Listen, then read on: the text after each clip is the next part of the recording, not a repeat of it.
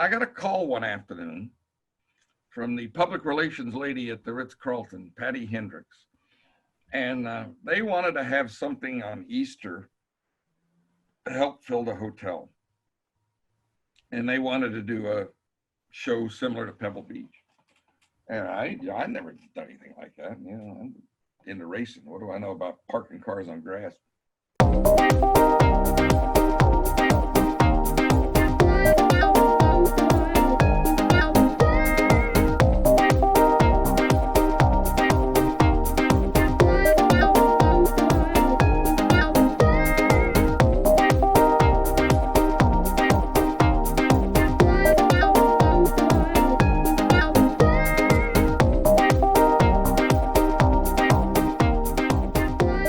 Scholars Live, Fresh Brewed, and air-cooled deep tracks with Cam Ingram. I am your co-host, Ray Schaefer, former GM of Brewmost Porsche, racer and speaker now flying the flag at Porsche Classic. My co-host is Cam Ingram, the owner of Road Scholars, a multiple Concours winning restoration expert, author, and public speaker. So Cam and I are two passionate Weissach enthusiasts whose work requires a daily deep track into Porsche history and heritage. And today that means we're talking with the founder and chairman of the Amelia, Mr. Bill Warner. Now in its 26th year, the Amelia is a multiple award-winning motoring event held March 4th through the 7th, 2021 at the Golf Club of Amelia Island and the Ritz Carlton Amelia Island. From luxury shopping, auctions, new vehicle reveals, and experiential drives, exclusive gatherings, and entertaining seminars surround Saturday's Cars and Coffee at the Concours and Sunday's Amelia Island Concours d'Elegance. Each year, the Amelia honors a racing legend and attracts celebrities from across the automotive landscape. The Amelia Island Concours Foundation, which is a 501c3, has donated over $3.5 million to deserving charities, both internationally and on Florida's First Coast. You can learn more about the Concours at the ameliaconcours.org. And if Bill Warner's your hero, like he is mine, then you're about to meet him and get to know him. How about you, Cam? I know you know Bill very well. Yeah, Bill is one of my heroes, and we talk about heroes and meeting your heroes. And this is such a treat and honor to get to spend the next hour with Bill. And you and I have often talked about Bill having one of the best Rolodexes in the industry. He knows everybody, and it's because he's such a quality guy and also a car guy.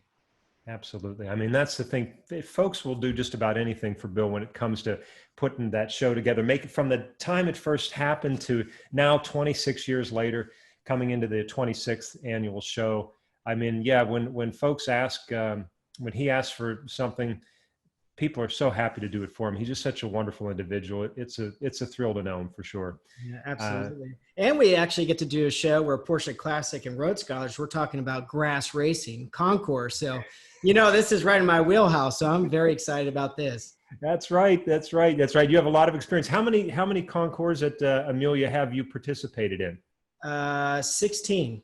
16 of the 25. Yeah. So we've done, we were actually going over these count yesterday, 78 Concours. So I've been on 78 golf courses, 78 different times. So, well, so what is it about, with that experience of going to so many Concours, what is it about the Amelia that really stands out to you as being unique? Well, that's what I'm so excited about hearing directly from Bill is really the organization of Amelia, the thought that goes into it, the attention to details.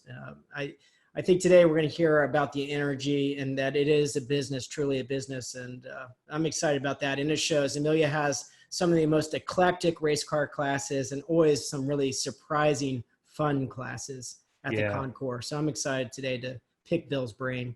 Very cool. Very cool. Yeah, the variety is something, and of course we're seeing cars there in real life and people there in real life. Bill's also known, as we'll hear, for being a photographer, an incredible photographer. In fact, when I look through some of the photos that he's given us, I mean, I look at those pictures and I say, wait a minute, that's the picture from the Porsche factory poster from the Daytona win. It's like, well, yes, it is, but that's because Bill took the photo. He's a Renaissance man, race car driver, guy's done everything, photographs, writing. He's written for some of the best publications in America, and internationally. So It's amazing what he's accomplished over his life. Absolutely. Well, let's talk to Bill. Let's bring him in and let's get started. Let's do it. Look forward to it. Well, Here we are, Cam. Bill Warner, welcome. Great to have you here with us today. Thanks for coming along for the conversation. We appreciate you being with us. Oh, it's my pleasure, Ray. We go back a few years, huh? We do. I mean, I remember our 6-hour go-kart race that we did back in the late '90s, and you were very kind at that point in time. Afterwards, we were going out to get something to eat. It was you were on the team, Hurley was on the team. Of course, we were there raising money for spina bifida, and you said we're going to all go grab something to eat, Cam. And I was driving a '99 Boxster at the time, and Bill had his BMW M1 with him, and I said. Wow. I said, the M1, I've never even seen one, let alone, ever riding one. And he goes, well, I've always wanted to drive a '99 Boxster. He said, let's switch. And so I got to drive an M1 to dinner, which was really cool. Thank you, Bill. I never had that. Well, those were fun times. I know one year that Bob Snodgrass took it very seriously. And I think we beat his team. And he didn't want to come back, but that started years ago. All the Brumos guys, we would go out to a little oval track, go-kart track on Beach Boulevard every Thursday night and race. And Hurley would come out, and Peter wouldn't so much race the karts. He did it once or twice. George Dyer, Brock Yates, oh wow, when he was in town. John Graves, who won Daytona with Hurley. And Hurley, of course, would come out early and give the guy an extra $10 to get the fastest kart. Now, more importantly, Bill, what did you think of the '99 Boxster, the model that saved Porsche? What were your impressions after you drove it? Oh, I liked it. It was kind of funny because I had a long talk with Harm Lagai, the designer, at one time.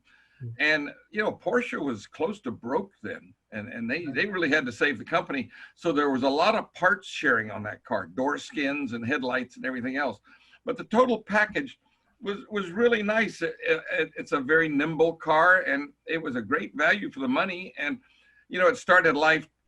The earliest concept was to kind of have an RSK or an RS60 for the street. And I think they did that. Yeah, I agree. Well, Bill, you and your dear wife, Jane, recently celebrated your 50th wedding anniversary. So car guys. 54. 54. What did I say? 54 last night. 50. Don't short him on 4 years, Ray. Come on. She's got to get credit for 54 years of patience. Well, that's what we all want to know. All car guys want to know. What's your secret for balancing such a car life with such a happy wife? Well, she said, I've traveled so much. We've only been married 20.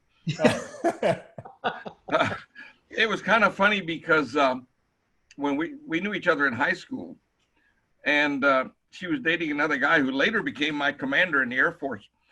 And her mother didn't like her going with the other guy because he raced boats, and she thought that was dangerous. So I guess we showed her mom. Bill, you are royalty in the collector car world. Your resume is so impressive. It's multiple pages, and you're the consummate gentleman. Can you walk us through how you started out being a car guy? I don't know, Cam. No one in the family was. My brother was into airplanes. Mm-hmm. My father, who was born in 1897, he grew up as his dad was a commercial fisherman and a fishing guide and a lighthouse keeper down in Tampa. And so no one in the family was into cars.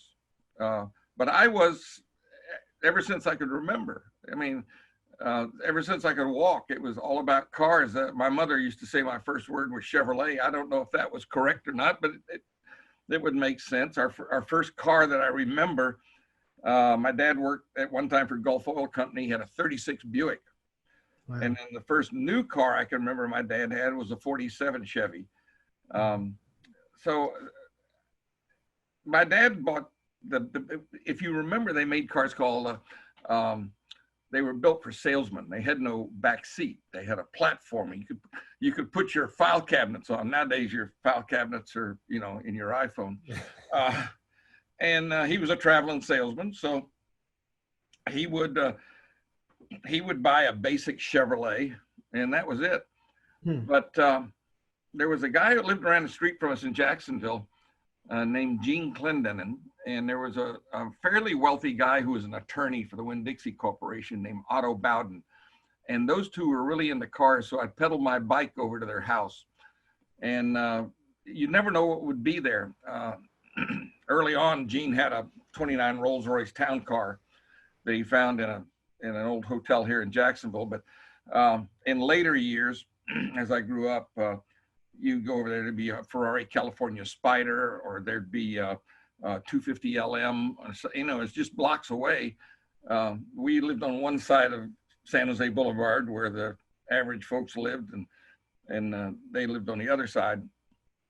But I would go over there, and they would put up with me. And then I'd pedal my bike to all the car dealerships, because where I lived on South Side, I was about 2 blocks away from Gordon Thompson Chevrolet and Platt Pontiac and Williams Buick. And so every afternoon, instead of playing football or baseball, I'd pedal my bike to the dealerships and drive those guys crazy when I was about 8 or 9 years old. And it was just, I was not very coordinated to play football or baseball, and I was pretty small at that time. So cars were my thing. Yeah, that's cool. Look like you fit into a soapbox derby car pretty well. My dad found that at a railroad salvage sale. That was my Christmas present. Ooh. And Ray, you know, there's no hills in Jacksonville. There's one that's about a quarter of a mile from where I lived on San Jose Boulevard, Hendricks Avenue, and I would push the car down there. It'd take me 10 or 15 minutes to get there, and then I'd have 10 seconds of thrill coasting down the hill. And then a few blocks away from me was a gentleman named Al Sager. His real name was Abraham Elliott Sager, and everybody called him Sonny. And he owned Al Sager Volkswagen in Jacksonville. And his son was in high school with me. So my first job at 16 was working for Al Sager Volkswagen, driving the courtesy van, which had 2 little hands painted on the side of it that said Al Sager Volkswagen, where every customer becomes a friend. And I'd schlep parts and take customers downtown. And then Mr. Sager had 2 Porsche specials. I think I sent you the picture of one, the Mickey Mouse special and the Mighty Mouse special. And when I was 16, he'd take me to the races, and I'd haul tires around or get them coffee. And back in those days, there wasn't a whole lot of restrictions on age. You could be 16 years old and be in the pits or go anywhere. And the race courses were generally like Dunellen was on an old airport circuit that was marked with peach baskets. And the lap times would come down by the end of the weekend as they pushed the peach baskets out of the way. So I remember my first sports car race. I saw my first Testarossa, which was driven by Dr. David Lane from Fort Lauderdale, Florida. Chuck Castle was there with a 550 Spider. And the race was run by an Air Force pilot named Lonnie Ricks in a 1500cc Oscar. And it just stuck with me. The aroma of castor bean oil was something I just couldn't get away from. I remember when you used to come to the dealership on Saturdays there on Atlantic Boulevard, and you and Bob and Hurley would hold court in the customer lounge, and you would bring a box of black and white photos that you found, and you'd bring them in and go through them. You guys would just start going to town on the stories. So when did the photography bug kick in for you? Well, when I was 16 years old, my parents gave me a Yashica D, which was a $46 camera. It was a Japanese copy of a Rolly. And my sister was a professional portrait photographer. She was 13 years my senior. And she suggested to my parents that as I was going through high school and getting ready to go to college, that it would be good to have a camera to capture those memories. Well, I really didn't use it in high school, other than I would sneak around shooting pictures of the new cars before they came out, the test models that came through town. And then I went to my first race with a camera. I think it was in 59, may have been 60, at Daytona. Roger Penske was driving an RSK for Mr. B for Brundage. Wow. The Bocar XP5, Chuck Castle in an RSK. The whole feature race was like 10 cars. That was it. Wow. And they would start on the grid, and those days they ran the road course clockwise at Daytona. So you didn't have to have a press pass. It was really laid back. There wasn't anybody tell you, you can't go here, you can't go there. So I just shot a few pictures with the Yashica, and that got me started. And then I went to Sebring, and then I had to go off to college. So there was a big hole between 61 and 66 while I was off at the Citadel. But the camera did me well at the Citadel, because if you were on the yearbook staff, you didn't have to march in the Friday parades. So I would go out with no film in the camera and make imaginary pictures just to keep from marching. And when I got out of school, I wanted to go racing, couldn't afford it. So I started shooting races, and I sent pictures off to Road and Track, and I still have my first rejection letter.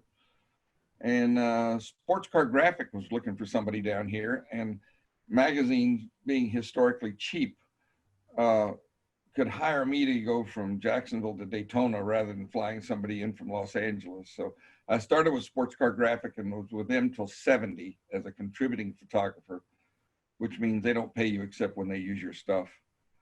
And then Road and Track had a lady down here named Alice Bixler, who used to shoot for them, and she moved to Toronto, and they were looking for somebody. So Road and Track picked me up.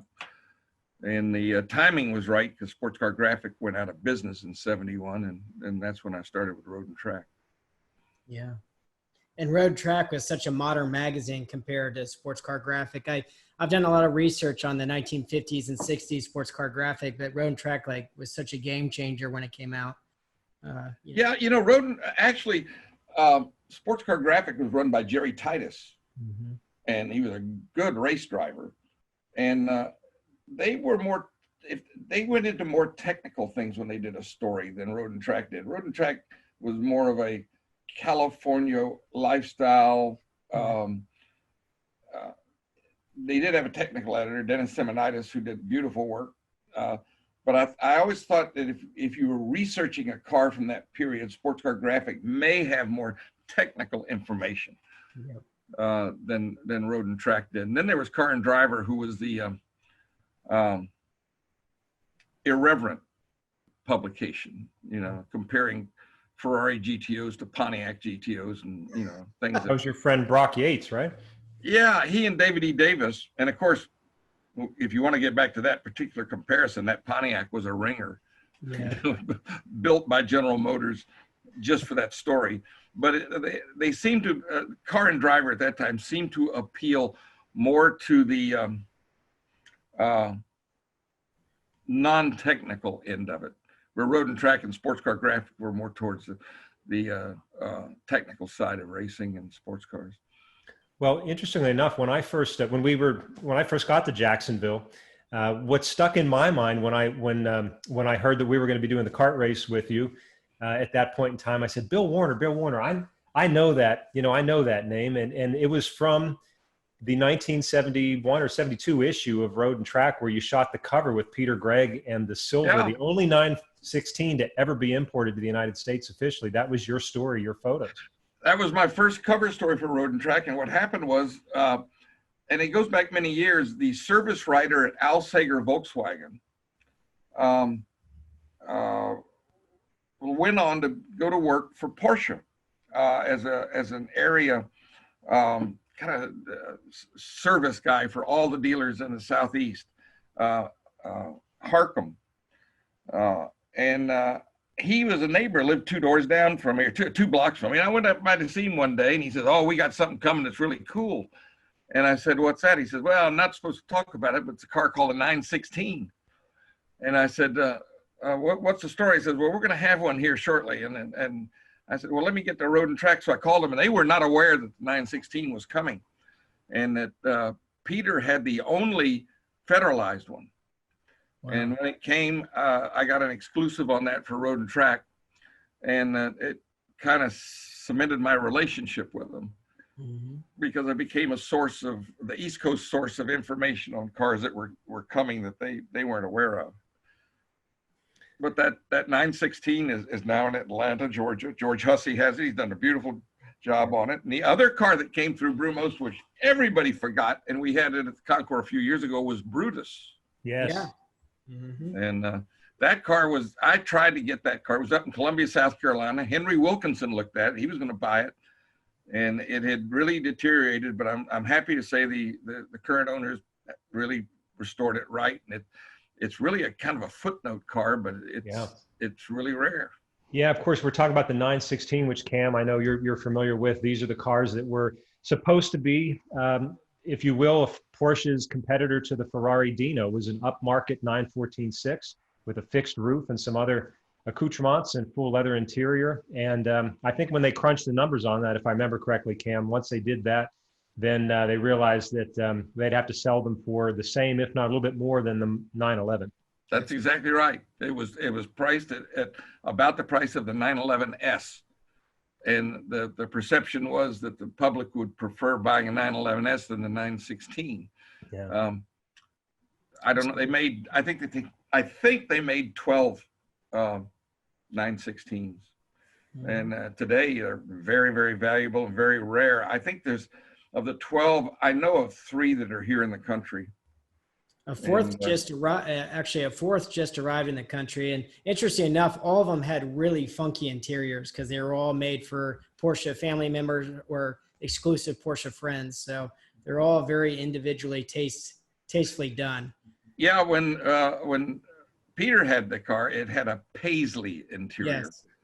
And of course, it deteriorated. And when Bob Snodgrass got the car, they couldn't find that material. So Porsche supplied him with some material that had the Porsche logo on it. It was different, but it wasn't the same. The other thing on the 916 it was the only car Porsche I knew of at the time that had the radio antenna embedded in the windshield. Bill, you mentioned a name just a few minutes ago, Jan Brundage, Mr. Brundage, and he's so important in the Porsche story in North America. Do you have a special story that you could share about Mr. Brundage? I mean, well, with Brundage prior to Brumos, the gentleman I was working for when I was a teenager, Sager, he had to buy all his cars through Brundage because at that time I think it was legal that you could be the distributor and you could also own a dealership. I don't think that can be done now. I don't know of any independent distributors. Maybe Jim Moran, the courtesy man for Toyota, is one of the last of the big distributors. And so I didn't really get to know the Brundage family very much because I was kind of on the other side of town. I would go over to what later was Brumos. They had a race shop at 5th and Main in a little concrete block building. And it was always interesting to go over there because when Porsche would come to run the Daytona Continental, they'd leave the cars with Brumos rather than taking them back to Germany to go to Sebring, 6 weeks later. So you'd see all the rare stuff over there from the factory, the Abarth Carreras, or Abarth Carreras, these guys who are into Abarth, they like to pronounce it correctly. The Dreichenschlager, the scraper. Yeah, I mispronounced it last week. Yeah. What, Abarth or Abarth? No, the Dreichenschlager. Yeah. And so I would go over there, and this was before Peter Gregg. They never ran me off. They were very kind. I used to pedal my bike all over town just to see what was in town. And of course, the Brumos organization, or the Brundage, was on the cutting edge of what was really neat. It was kind of funny because Jacksonville really was quite a sports car town. You would think of Miami or Tampa maybe as being more. Joe Shepard in Tampa had a little imported shop. He was kind of into Maseratis, and he drove for Mr. Sager for Mr. Brundage once or twice. There were guys out of the Miami, Fort Lauderdale area, but Jacksonville was really the hotbed for sports cars. Tampa, because of Big Daddy Don Garlits over in Seffner, was kind of the drag racing hot rod center of Florida. So I felt very fortunate to grow up in Jacksonville, and that's where I met Jack Atkinson. And Mr. Brundage was the book's coming out by Sean Cridlin. The Brundage family goes back into the 30s in auto racing. Yeah, that's right. Yeah. That's fabulous. I really do look forward to that book. And of course, You know, you say you're fortunate to grow up in Jacksonville for that reason. I feel the same way for having lived there. And you know, tradition runs so deep. What you were just describing about going to Brumos or Brundage and seeing the factory cars in the shop like that, that continued even when I was there in the early 2000s. But it was Rennsport. They brought all the museum cars over from Stuttgart, and there was nowhere to put them all. So they crammed them all into the Brumos Museum. I mean, we had the 73 Targa Florio RSR winning car in there. We had Porsche #1. We had the GT 198. All the big cars that came over for Rennsport 2 were kept there for about 3 or 4 months, much in the same way as you're describing back in the 60s. Well, I got to tell you a funny story on that. When the anniversary came up for Porsche, I think it was the 50th anniversary. I think it was in '98, was it? That's right. There's a lot of competition between the concours, particularly with Pebble Beach. And I was talking to the late Bob Carlson, who is a good friend. We went back for years and years. And I said, what are you doing next year? Because, you know, the Concours was now 2 years old. We really didn't have a reputation in '98. And he says, well, we're bringing a bunch of cars over to go. Some of them are going to go to Meadowbrook. Some of them are going to go to Pebble Beach. We got to find a place to keep them. I said, you need a place to keep them? He said, yeah. I said, let me make a phone call. So I called Bob Snodgrass. There you go. I said, here's the deal. We can do one up on Pebble Beach right now. If you could let us have that building at 5th and Main for the factory cars. And Bob said, yeah, no problem. Let's do it. So I called Carlson back. I said, here's the deal. I got a place for you to store the cars, but they all have to be at Amelia Island. Can you do that? He said, yeah, because we even had you remember the Cisitalia Grand Prix car? Yeah. We had that car all the way up. So we snaked Pebble Beach on that deal right off the bat. And that was in our 3rd year. So I was proud I was able to pull that one off. That is impressive. Well, before we get ahead of ourselves into the Concours, it's clear that you're a very competitive person. So somewhere along the line, you did get into racing. How did that happen? Let's see. I wanted to go racing, and I went on a business trip. I was in the filtration business at that time, selling filter equipment, and the company is now run by my children. And I kind of did something I shouldn't have done. I didn't tell Jane I was going to the Skip Barber School, so I went down to Palm Beach and went through Skip Barber School and got my license. She wasn't amused. And I was at dinner one night, and a friend of mine in the insurance business was dealing with a guy named Fred Stiff, who owned National Treaty Service. And Fred had an ex-Bob Sharp Datsun B210. It belonged to a guy named Terry McKenna, who was somehow or other, he was tied to the rock group Grand Funk Railroad. He was a drummer or an agent or something. I don't know what he was. And he was going to buy the car. And his wife told him over her dead body. So I said, well, I might as well throw my dead body down. I'll buy the car. So I bought the car for $5,000 and gave him $2,500 up front, and then $2,500 to a couple of months later, and bought the old Bob Sharp car to go SCCA racing. Now I had found the Brabham BT8 in a junkyard in '76.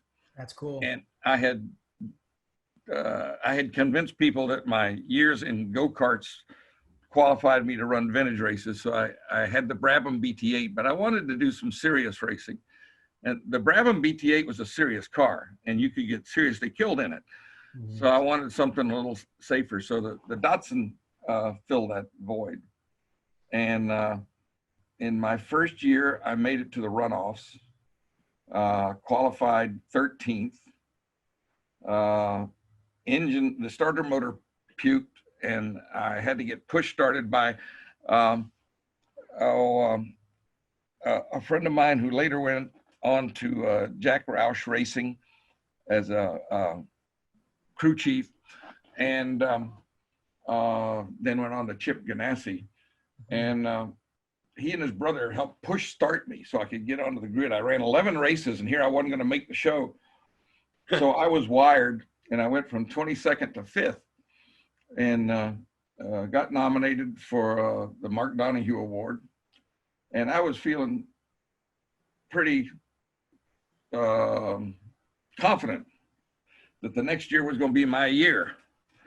And we went to the first race at Sebring, and to make a very long story short, I completely destroyed the car and ended up 8 days of intensive care and 3 months at home.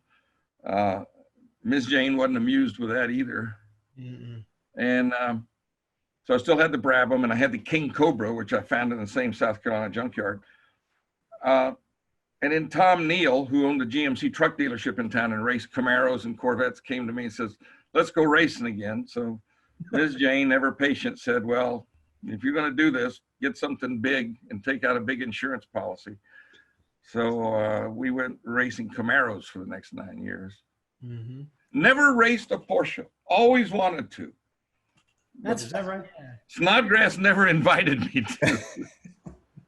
And your Datsun, it was a 210, is that right? A B210, but it was built by Bob Cuneo, who built all of Bob Sharp's cars. Yeah. And Bob Cuneo today is better known as the maker, builder and designer of the bobsleds for the Olympics, the American Olympics. But he built some of the best race cars of the time. I mean, when you say, well, racing a Datsun B210, it was a race car.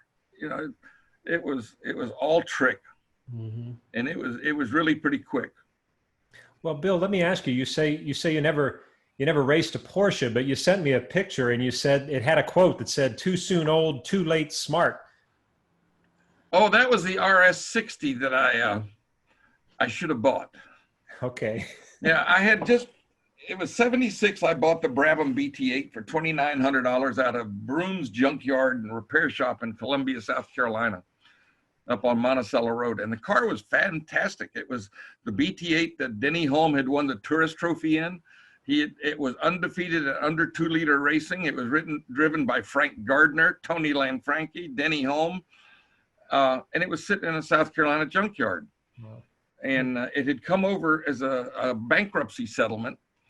A guy had loaned a garage in England, a Crocker Hill garage, some money, and they went broke. So the settlement on the suit was he got this race car, and he traded it to the junkyard for a Volkswagen and a pickup truck. So I bought the car for $2,900, and I had a guy working for me named Colin Day, who was a fabricator for Lotus. And later he did the tubs on the, for Ford Advanced Vehicles on the Ford GT40. So he was a very, very accomplished Brit, but he had diabetes and couldn't travel. So I hired him just to do the cars, and he restored the Brabham BT8. And 2 years later, I got the call from the junkyard. They had a Cooper with a Ford engine. Did I want it? And I went up, and it was the Lang Cooper, which was the last of the Shelby King Cobras. It was a body designed by Peter Brock, and the car was built by Don Edmonds, who did work for Carroll Shelby. And they did the car. It was called the Lang Cooper because Craig Lang, who owned the Olympia Brewing Company, was a hanger-on at Shelby shop, and he wanted a car, and he had a lot of money, and Shelby wasn't going to run him off because he had a lot of money. So they built this car called the Lang Cooper, which was driven by Ed Leslie. And it wasn't an overly successful car. It had the 289 Ford with 4 downdraft Webers, and its best finish was 4th at Riverside. But the car was somewhat of an abomination to drive. In fact, Pete Brock got in a big argument with me over it, and was not happy when I said it wasn't a very good car. But everybody who drove it, from me to John Morton to Ed Leslie, always said that they got out of that car in a cold sweat. So I want to go to this junkyard. Yeah, it sounds. Oh, well, yeah, it had one I missed there too. It had a guy called me, says, I got this here Studebaker with an Alfa Romeo engine. You want it? And I'm thinking, well, I'll get up there in a couple of weeks and look at it. Turned out to be a 6C2300 Alfa Romeo chassis, engine, everything, all running here except the body, which was 53 Studebaker. So I missed that one. So I see an ad, and that was 76, 77. So about 78, 79, I'm in San Francisco, and I had my auto week, and there was an RS60 Spider for sale by a guy named, I think his name was Dick Workman. He was killed in a Formula 5000 car, I think, in the very first Long Beach Grand Prix. Oh, geez. Anyway, so I go by his shop, which was right downtown on one of the main drags just off of Van Ness.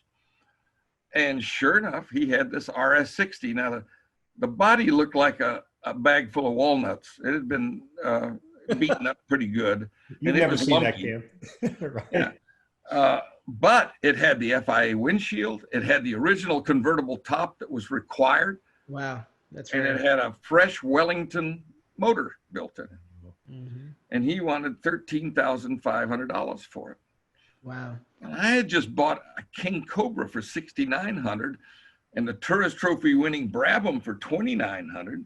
Why on earth would I spend $13,500 on an RS60? So I said, I'll offer you $12,500, but not a red cent more. He said, I think I can get $13,500 for it, which he did. What a And story. I've kicked myself ever since. That car had pretty good race history as well, did it not? It finished. Yeah, I'm pretty sure it was the second place Sebring car. And then I think it's owned by Bill Lyon now out in California. That's correct. Yeah, that would have, that, you know, we all have those that got away. I'm looking behind you now and I'm seeing the Abarth Carrera. I had a chance of one of those for $2,200. It was sitting outdoors in Switzerland Oh, geez. with no motor. And, you know, who was to know? No. Who would have ever guessed any of these cars and the prices they command today? I mean, I've been very lucky because I think my biggest find was the Edsel Ford Speedster. That one was in a garage in DeLand. And that one made it possible to remodel a house and buy a Ferrari Daytona. But I think the internet may have killed finding the really big finds now. correct. Well, Bill, you said you've never raced a Porsche, but you did. I've seen you on the track in them before. You do a fine job of that, but you did manage to find your way, despite the fact that you passed on that RS60. You did eventually find your way into Porsche ownership, which lasts to this day. Yeah, I have a 71 911T, and over the years I've done things to it that a lot of Porsche weenies would get upset about. The deck lid on it's a Carrera deck lid that came off the George Stone, George Drolsom Carrera. I added a factory spoiler bumper from a 72. I've got the wheels off Peter Gregg's 2.5 cars, which are the 911 ST wheels. I had a 2.5 liter Carrera spec motor built for it by David. Yeah, sure. Down in Palm Coast. So, you know, it weighs 2,300 pounds. It's probably putting out 200 horsepower. It's a ball to drive. The only thing I don't like about it is the 901 gearbox, that first gear over and back to the side. But it's, I ran the 75 Cannonball in it. We put a 31-gallon gas tank in out of George Drolsom's car. When he put a fuel cell in his car, he sold me his gas tank. The car would go 600 miles nonstop. My bladder wouldn't, but the car would. See, you officially raced a Porsche. See? Well, yeah, but not Unofficially. You know, Porsches never really did well on the Cannonball. And I can't explain that. Maybe they're too high profile. Right. Although, you know, Gurney and Yates won in the Ferrari Daytona, and Jack May and Rick Klein. Oh, by the way, it was David Glenn who built my motor. Rick Klein and Jack May won in a Ferrari Dino. Yep. And Dave Yarborough and Dave Hines won in a Jaguar XJS, which surprised me because I didn't know there was a Jaguar XJS that could go cross country. Well, how did the whole Cannonball episode come about? I mean, it's interesting because there's a connection. If you look at your license plate on your car, Shazam. Right? Yeah. There's a connection there, and you inspired a movie character in the Cannonball movies, my understanding, but it's not who we think. No, it was kind of funny because that cannonball thing came out of the go-kart racing on Thursday night. Is that right? Yates was in town for the 24 hours, so Snodgrass would put together the 24 minutes of Jacksonville, which was just 24-minute go-kart race. And they'd do crazy things like we'd get out on the pace lap, and as we came around, I remember one night, I don't know if it was Max Seba or I'm trying to think of who it was, put a couple of quarts of gasoline on the track and lit it just as we were coming down for the green flag. You know, it was carts going everywhere. It was one of those drunken debacles that we would get involved with. Well, Yates said to me, he said, I'm going to run another cannonball. We went over to a place called Antiques, which was like a TGI Fridays. And I said, well, gee, I'm 34 years old. I've never been to California. Sounds like a good reason to go. So I got with Tom Neal, and the only prep we did on the car was put the fuel tank in it and put some narrow wheels and tires on it because we were looking for mileage, and put a fuzz buster, which was the radar detector at that time, and a CB radio, and that was our prep. And the name Shazam came about is when I got the car, I thought, you know, it's got to have a funny license plate. It just can't have originally the license plate was in Florida. 1 was Miami, 2 was Jacksonville, 3 was Tampa, 4 was St. Pete with the first number. And then you had a dash with your digits afterwards. My first license plate for that car was 2D, which meant Jacksonville, and D was the weight of the car, 901.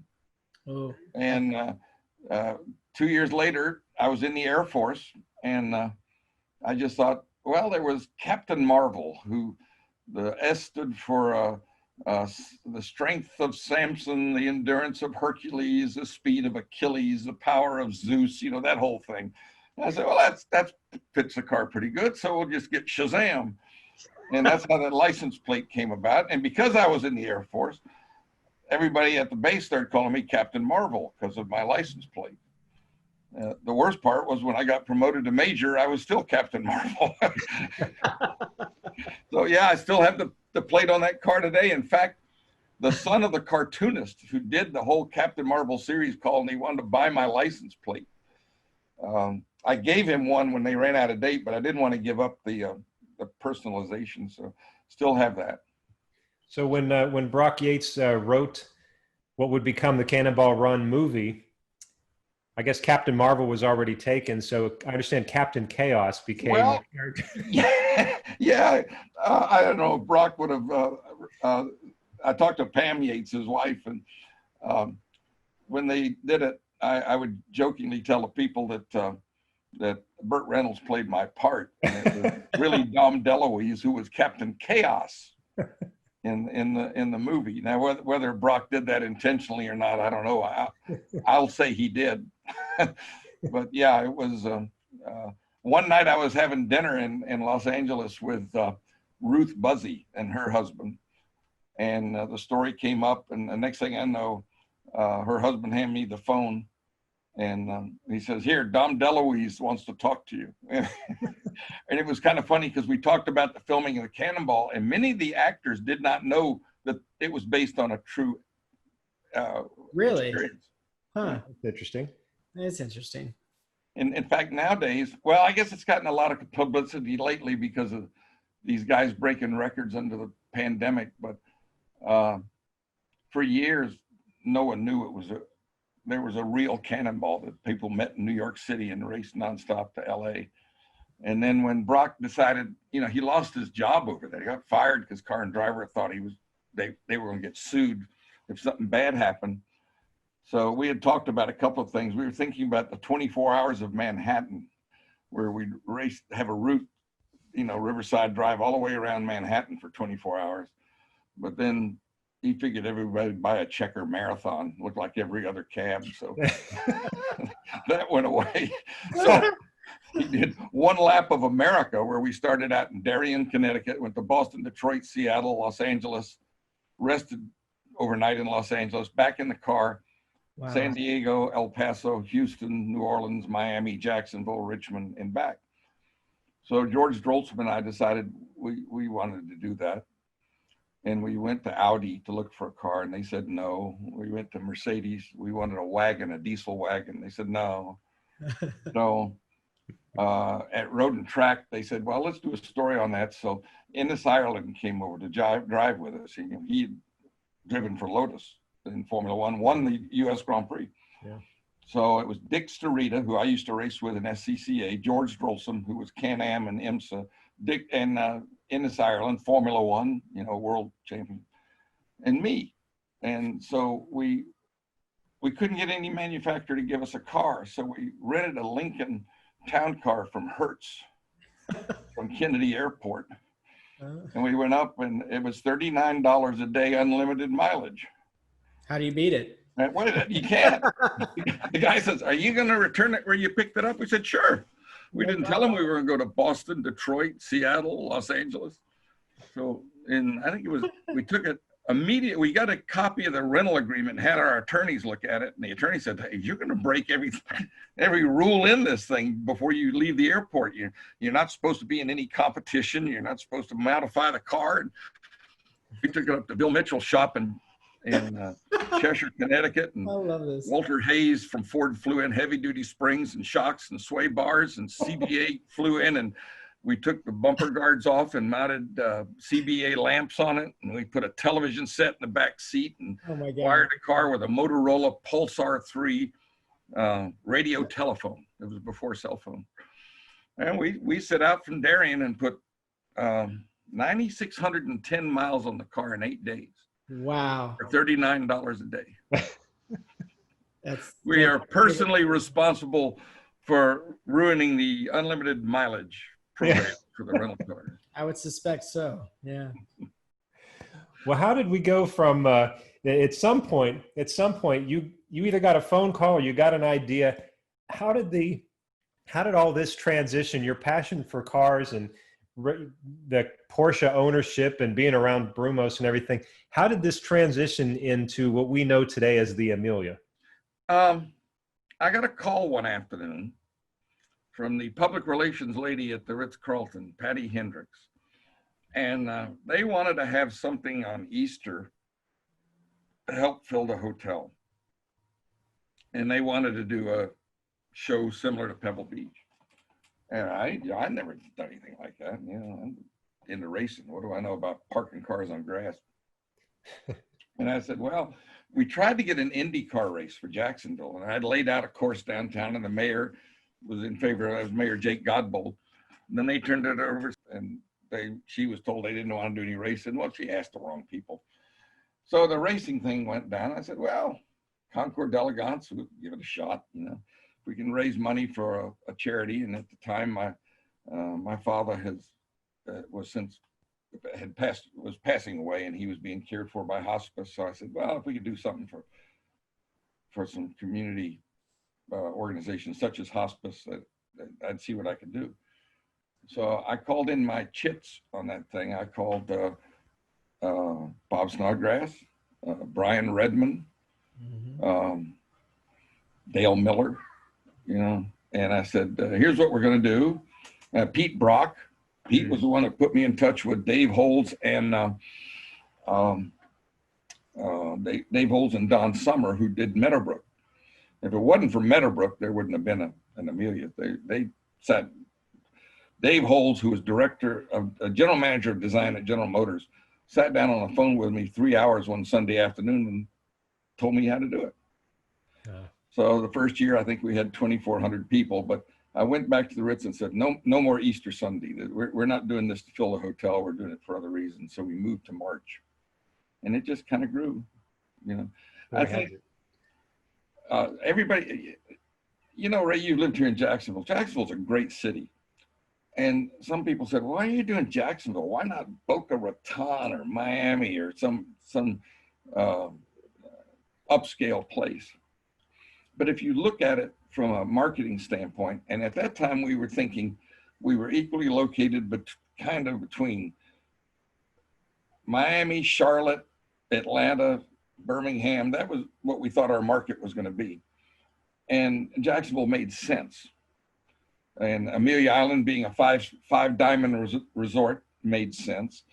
The fact that it was an island had a little bit of a upscale connotation. So all the stars aligned for the show, and we never thought that the date we chose, we had to choose a date that wasn't on any Daytona races except the bikes. The bikes were there, and that was a little bit of a problem.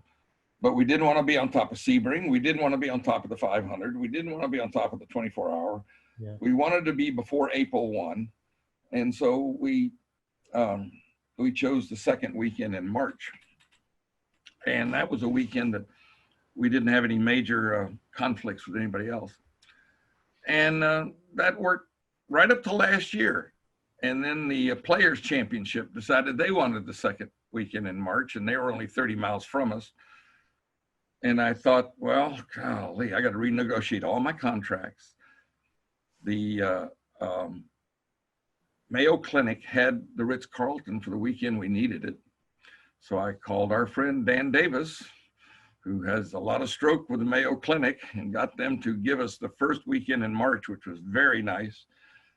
And so we moved the show. I was angry about it because it was a lot more work. It could have cost us a lot of sponsorship. We were now on top of the Geneva Auto Show. And it just, the good thing we had going for us was Roger Penske was our honoree. So we moved the whole date. As it turns out, it was a blessing. The coronavirus hit, everything shut down 3 days later. The players didn't get their game in. They got one round in on Thursday, then they closed down, and it's been that way ever since. So I think the Lord was looking after me on that. You know, it was something I wouldn't have done and didn't want to do, but it turned out to be a blessing in disguise. Bill, can you talk a little bit about our company, Road Scholars? In my life, we've done 78 concours throughout the years, and Yeah. our business is based on grass racing. And Grass racing, I like that. that's what we joke about in the shop, grass racing. But your event is one of the preeminent concours in the world, and I don't think many people appreciate that you run a full-time business. It is a full-time, year-round case study of preparing and getting ready each year for the first week of March. And I mean, your event is, again, one of the best events because of the classes, because the attention to detail and the overall focus and how well it's pulled off every year. Can you talk a little bit about it as a business? You're very kind, Cam. Yeah, it's grown quite a bit. We ran the first few years out of my filter company, the offices, the phones, the computers, everything. And my employees came to me, and the filter company was suffering financially because I was putting so much time in the Concours. And they said, boss, which is more important, us selling filters or you doing this car show thing? So I decided at that time to retire. I'd run the company 40 years, and 40 years is plenty. Turned it over to my son and daughters, rented some space, and then it grew. And then we had an opportunity to buy a building to put on a show now this year. We have 9 full-time employees. We have an 8,800 square foot building for storage area for all the equipment, the carts, the signage. And in fact, we store cars here. We had half a dozen of Richard Petty's cars here the year. We had Petty. We have a large air-conditioned, about 2,200, 2,300 square feet of just storage area out of the 8,800 square feet. It is 24 hours a day, 365 days a year. We've got Jan Stickles, the entrant liaison. She deals with all of the needs of the entrants. Got Maya Barger, who's in charge of marketing. Got Brian Weber, who's the executive director. We've got Tim Pendergast, whose dad started HSR. Yeah. He knows as much about race cars as anybody you'll ever see. Yeah, he's a great guy. You got Chris Brewer, the communications. We've got a staff of ladies at Jennifer Gross and Dawn Lutringer that handle the VIPs, the travel. There's just so many things. We get calls all the time from people who want to put on a concours. So what I do is I send them our chart of accounts. I don't send them the numbers because that's nobody's business, although you can go on the internet because we are a 501c3 charitable foundation and see the finances. But when you think we have probably 4 pages of chart of accounts on everything from fencing, security, portalets, insurance, it goes on and on and on. It seems like a simple thing to do. You invite your friends, they put their cars on a golf course, you give them a trophy, you send them home. How hard could it be? How hard could it be? But it's a business. Granted, we are a 501c3, and our whole goal is to raise funds for the charities in the area, which is Spina Bifida Jacksonville, Navy Marine Corps Relief Fund, Shop with Cop program for underprivileged children, community hospice for terminally ill. So we put the money back into the community, but the cost of doing these shows just phenomenal. Yeah, it's breathtaking. Well, it's a real blessing having lived there pretty much the entire time. I only missed a few shows that happened before I moved to Jacksonville, but then, you know, gosh, I remember my first one and watching it year after year after year grow. And Cam and I talk about this quite a bit. We encourage people to not only go meet their heroes, but to actually get to know their heroes. That's what we learned through so much of our discussion here. And because of what you've done with that show and my ability to attend that show, it's inspired me to do that. I've met so many wonderful heroes, and I imagine for you, it's got to be a great excuse for you to do the same. Well, you know, you hit on the key point. So many people want to do a concours to have great cars.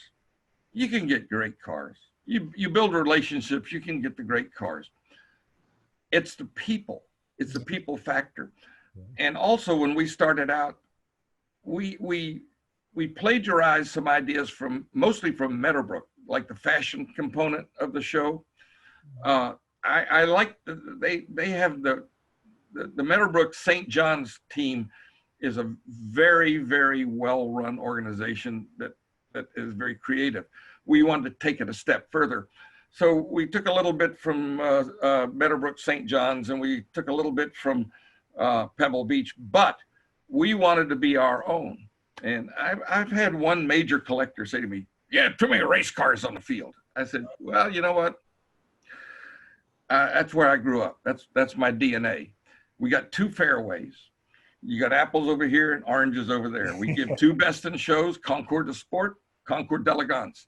We were the first show to do the 2. I said, you can't compare, say, a Duesenberg SSJ with a 917, but you can recognize them both for what they represent. The second thing is get your heroes in. Yeah. Our seminars have become pretty good. Last year, the Penske seminars were both packed, 1,000 people in each one. And I've tried to do technical seminars. Like one year we did alternate fuel, alternate power. And we had the companies come in and talk about the future of hybrids and the future of hydrogen power and the future of electrics. And it was the most boring, biggest bomb I ever laid. And I learned that it's got to be about your heroes. You got to be able to sit there and say, God, there's Derek Bell, there's Hurley Haywood, there's Brian Reverend, there's David Hobbs, there's Al Unser, there's Bobby Allison, there's Richard Pay. I mean, that's what it's all about. Yeah. And last year to have Roger Penske, man, that was a dream. I mean, in the Porsche world, the Porsche Guardians dinner has become one of the most special events. I look forward to that. It's like a family reunion in the Porsche world. And to hear Mr. Penske on stage and you interview him this year, it was amazing. I mean, it was just simply amazing. And who would imagine, I mean, we've all talked about it. And on the program, we use the best artist. That's Tom Fritz. Unbelievable. And you snuck that in all before this, COVID mess and disaster. Who would have guessed that would have been the last time we'd see each other for a while? Certainly not me. Yeah. This has had a terrible impact on the whole world, the business world, emotionally, personally. Our attitude is, I describe myself as an optimistic cynic. I I'm optimistic in that we're going to have a show next year. And I think things will be better next year. It may not be the same as previous year's shows. There may be more spacing, there may be more distancing. We may not be able to do some things that we did inside that we'll try to do outside. We're adjusting for it. But who was to see the nightmare that was to become what we're living in now? No doubt, no doubt. Well, you know, we had such a wonderful show this year, and as you mentioned, Roger Penske being the honoree. I understand next year you've made the announcement already and are thrilled at your choice. How do you decide year after year who your honoree is going to be? Well, that's a good question. In many cases, the conversations have lasted years before we get somebody. With Roger, he had always wanted to do it because there was always the IndyCar race at St. Pete. So when the players forced us to go a week early, it freed him up. And I just flew out to Long Beach to see him, and we sat down in his trailer, and he said, yeah, let's do it.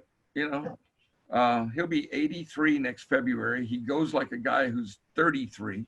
Amazing. A brilliant mind. The thing that got me, we were up on the stand when we paraded the Camaros up front, and he was grinning like a Cheshire cat. And he looked at me and says, I've always heard about Amelia. I never realized what a big undertaking this is. I said, oh, yeah. I mean, we're spending millions of dollars here today. And he said, it's just unbelievable. And his wife, Kathy, looked at me. She said, I don't know how you got him for 3 days. I can't get him for 3 hours.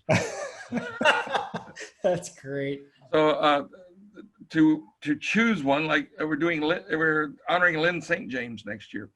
I think it was time for us to recognize the achievements of Lynn.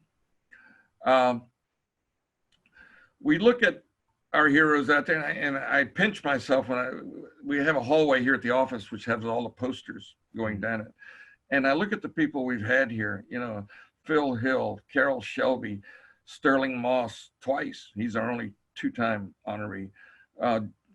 Jim Hall, Bobby Ray Hall, Brian Redmond, David Hobbs, Emerson Fittipaldi, Derek Bell, Bobby Allison, Parnelli Jones. You look at, they're all the best of the best. Yeah. and that's what we strive for. And the first year when we did it, it was with Sterling Moss. The first year, Robert Pass said, well, I got one of Sterling's cars. So we had maybe 3 or 4 cars of Sterling Moss out there. And the next year we had maybe 5 or 6 of Phil Hill. And it struck me that this is a great opportunity to showcase the career of these drivers. So let's make a concerted effort to get as many cars as we can from their career. And I think the most we had was, well, last year, I think we had 36 cars from Penske, Team Penske and Penske Racing and Roger Penske. Before that, it was 32 cars of Sterling Moss.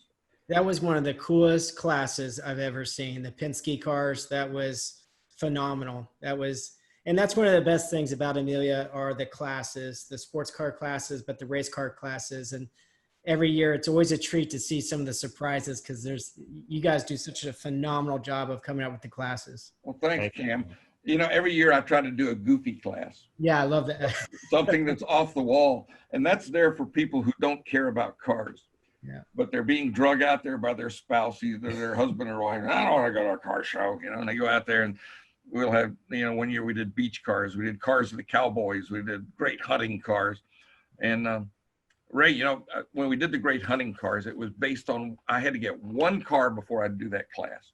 Mm-hmm. And it was the King Ranch Buick that was built in 1950 by General Motors for the King Ranch, a 4-door Roadmaster convertible with carbines in the fenders, a bar in the back seat, a foldable windshield. I mean, it was just over the top. Yeah.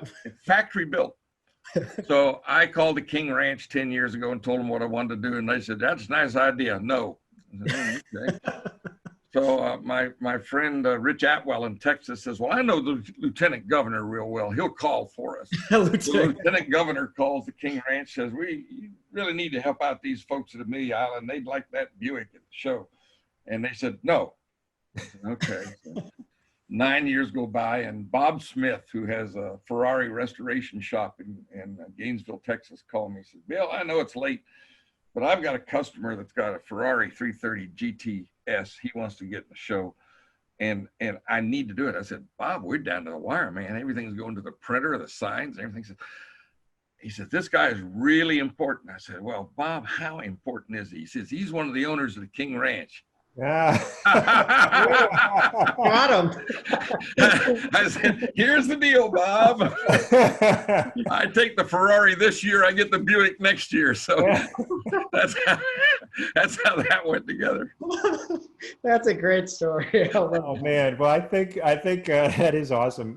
Like you said, it's a business, and you know, Porsche has been an integral part with us from day one, from Bob Carlson up through the team that's there now at Aisha and you, Ray, and we really appreciate the support we get from Porsche.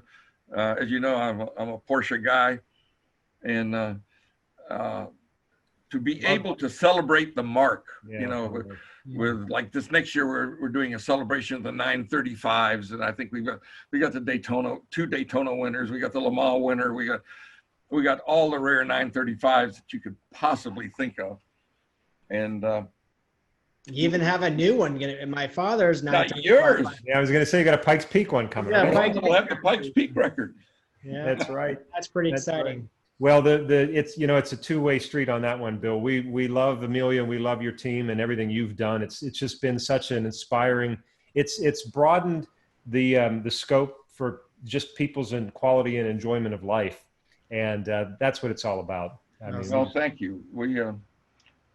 I look on the 2 fairways there are my canvas, and every year I get to paint a different picture. And we want it to be historical. We want people to come out on the field, and it's part of that heritage marketing, showing where a company came from, and where they are today and where they're going to be tomorrow. Yeah. You got your 935 up in North Carolina right now?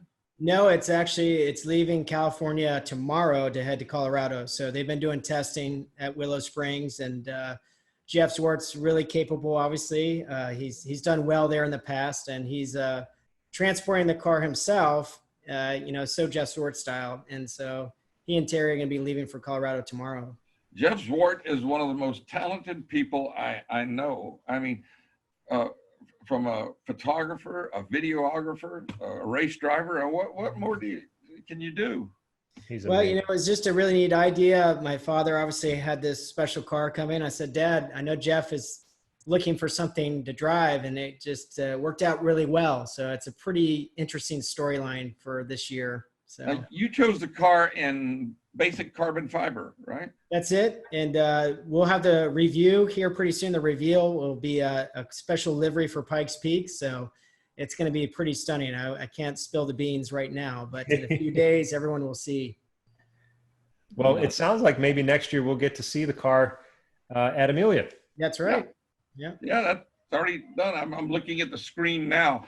I keep 2 computer screens, one I do the business on, and one I keep up all the time that has a database, so I can see how we're doing on filling the various classes and what we need to fill a void. Well, Bill, this has been talking about heroes. You're one of my heroes because you bring so many heroes together, and I can't thank you enough for your time today. This has been fascinating. I've enjoyed this a lot. So. Thank you, Cam and Ray. And you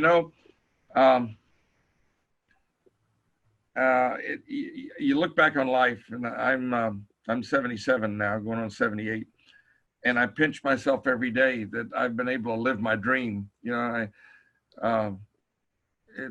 not many people can say that. Yeah. And I just find it to be, it's not without its stress, by the way, but it's still, like Penske says, effort equals results. And we try to put out the 100% effort. Well, thank you for that. And like Roger Penske, you're inspiring. And I'd say you're more like 77 going on 18. For sure. Last year at Daytona, I was driving a Pontiac Firebird. I was there. that I bought off Bring a Trailer. And I my was there. friend Bill Bryant gave us a 303 Dart motor. So this thing was putting out close to 600 horsepower. And on the gear chart, we were doing 180 down the front straight. And that car had never been faster than 150 in its life. And I'm going through tech inspection, and you have to crawl through the window NASCAR style. And Chip Wright, who was running the inspection, says, Bill, he was looking at me struggling. He says, we got a rule here. You got to be able to get out of that car in 30 seconds in case there's a fire. I said, Chip, you put this car on fire, I'll be out in 15. That's great. Bill, thanks so much for your time with us. We could talk for hours, but let's just do it again sometime. How's that? Thank you, Ray and Cam. Say hello to your dad for me, Cam. I will. I sure will. And Ray, next time you're in Jacksonville when the restaurants are open, we'll hit a good place. I appreciate that. We'll go and celebrate yours and Jane's 54th wedding anniversary. Golly, how did she do it? Never once did her fingers leave her hands. Take care, Bill. Have a great day. Thanks so much. Take care, Bill. Bye. Bye-bye. Well, thank you for tuning in to Fresh Brewed and Air-Cooled Deep Tracks with the Amelia's Bill Warner. Be sure to like, subscribe, and share our video and podcast. And of course, keep driving, enjoying, and sharing your classic Porsche passion. And again, don't just go out and meet your heroes. We encourage you to get to know your heroes. So from everyone at Porsche Classic, thank you for tuning in. Cam? Ray, you summarized it perfectly as always. Thank you everyone for listening. It's a true honor to do this show with you, Ray, Porsche Classic. And what an honor today to spend that time with Bill Warner. True class gentleman. So right there with you, Cam. Thank you so much. We'll see you on the next episode. Take care, guys.